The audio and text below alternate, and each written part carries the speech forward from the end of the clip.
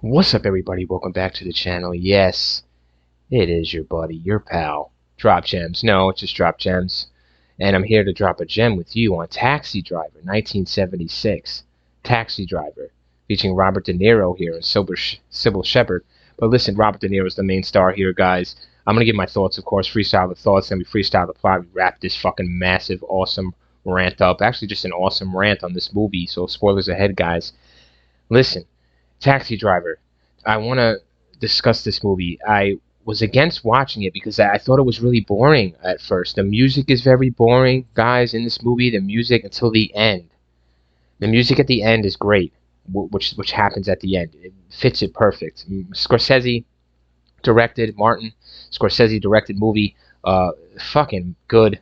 No doubt about it. I regret not watching it way back. I stood away from it purposely. Jodie Foster, of course, the young one is in this, her one of her first movie roles.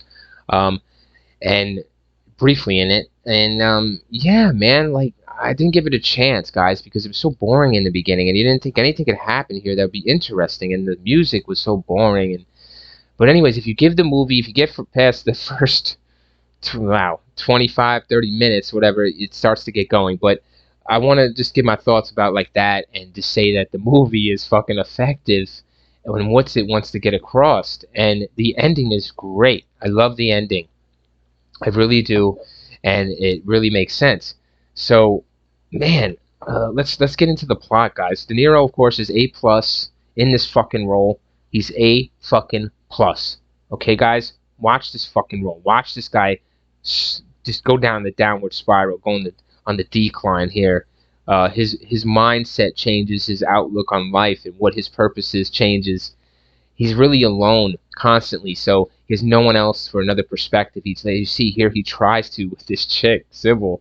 She's young and she's pretty, and she likes him, but he overdoes it, man. You know, he overdoes it and pushes her away, fucking scares her away. But look at this. Then he starts really trying to. I don't know. Is it? Wow. So the shit he does, anyways, we'll discuss that. But I'm getting wrapped up in the trailer just watching him do the shit he's about to do. And there's famous lines in this. There's quotes you can quote. You looking at me, you looking at me, right? You looking at me. So you listening to me. So this is what we do. We rant on this shit. So let's go with the plot here and just wrap this shit up. So props to Scorsese here. He comes out with a $1.9 million budget. That's all he had. That's all you're paying people here. Very low budget, and he makes $28 million for the studio and everybody around him. So not bad. And then he makes a classic. Man, this movie is fucking good. So let's turn it out. So you meet Travis Bickle here, which is played by Robert De Niro. Looking at me and talking to me. So you talking to me. And yeah, you meet this fucking guy, right? He's driving a taxi, like it's all good, which is all good. You see here, he's driving a taxi, doing his thing in New York. But you see, he's a loner. So you see, he goes home. He doesn't really have friends. He talks to, associates with. You see that it's kind of hard for him. And eventually, him being alone for so long, he finally gets the guts up to ask Miss Shepherd out here, and she says yes. They go to a movie theater, and he's doing fine, like he's doing good, but he takes her to the wrong kind of movie, guys. Yeah, wrong kind of movie.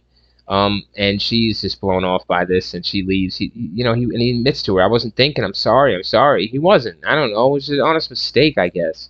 Fuck, man. He wasn't. And it hurts Mr. Travis. After this, he's going down, more down. He's going to the place where you don't want to go. He's trying to find a purpose in life. He reads family letters here and there, and he writes them, and he says he's doing good, and he lies to them that everything's fine. He's still driving his cab night after night. He's talking about this fucking streets and how they're all dirty and how he needs to clean them up. He's trying to talk about some vigilantism, and he wants to do something. He wants to make a change. He wants to affect the world. He wants to affect his neighborhood. He wants to be something. He wants to be a force. He wants to be remembered. So Mr. Bickle here will be. He'll make sure of that. So he goes through training, as you see in the montage here in the trailer. He trains himself. He educates himself on weapons. He educates himself on a lot of things. His purpose here is to, of course, just like I described to you, make a name for himself. So he decides that senator he was talking to there, he's going to go ahead and take a politician out that Sybil Shepherd works with or whatever. That's how he knows this politician. So it doesn't work out for Mr. Bickle, though. So he has to abort his mission. And before after he aborts his mission, he's kind of in a lost state here. So he needs to find something to do to fulfill his purpose, to fulfill his want and need, his vigilantism, if you want to say. So he early in the movie he ran into, as you just saw, Miss Foster here was trying to get away from Harvey Keitel, who's in this movie, a young one, get away from her pimp, and she's not able to avoid him. Just drags him out, whatever. So he remembers her, and he remembers where she stays, and he's in this wound up state. I skipped through a lot of things, guys, because this movie is really great. So it says he on showing you the decline and the downward fall of Mr. Bickle here, mentally and emotionally. And he rises physically, though. He's definitely toned for this fucking mission he's about to carry out. So instead of doing the senator, the politician, and doing him, he goes to do the pimp. So he walks in, he shoots the pimp right at the front steps. Boom, guns him down. Tries to get in, but the pimp is still alive and trying to grab Mr. Bickle to stop him. Mr. Bickle beats him off him. He's able to get him off, and he goes up the stairs to save Miss Foster, man. He wants, like I told you guys, that's what he wants to do, or that's something he's just going to get done. So fuck it. He goes up there, he shoots who's ever in his way. Great visuals, great gore, if you want to speak, great authenticity with the gunshots and the kills and how it hits. A lot of blood, guys. And the music hits, and it's fucking great when the music hits because he ends up killing everyone in the room. He saves Foster, who's just in shock because this is, she's like, what the fuck? And he sits there, and he just sits there, and on the blood, it's great visual. So props to Scorsese and De Niro and everyone involved. Cops come in, point the guns at Mr. Bickle. He puts the gun thing to his head, makes the signal of a gun to his head, like he wants to go, and you flash to Mr. Bickle here a couple months later, what have you. He is fine. He is all healed up. He's actually a big hero in the paper for saving Miss Foster. She was actually returned to her parents in another state. She ran away, of course, and was abused. We see that by her pimp and all that. So the parents were happy to get her home, and I'm sure she was as well. So Mr. Bickle here is a big hero, local hero, a worldwide sensation.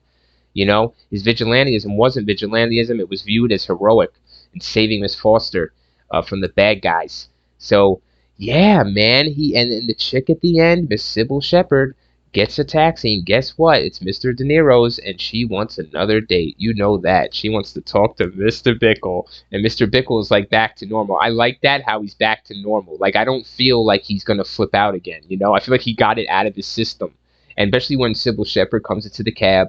I feel like he's going to be all right. Like, he's going to get with her, and his dreams comes true. Of course, you never want to resort to doing any of these actions that Mr. De Niro, Mr. Bickle does, but you have to respect the movie, where it goes, and its plot, and the acting. So, thank you guys for tuning into this awesome movie rant, and I hope you enjoyed it.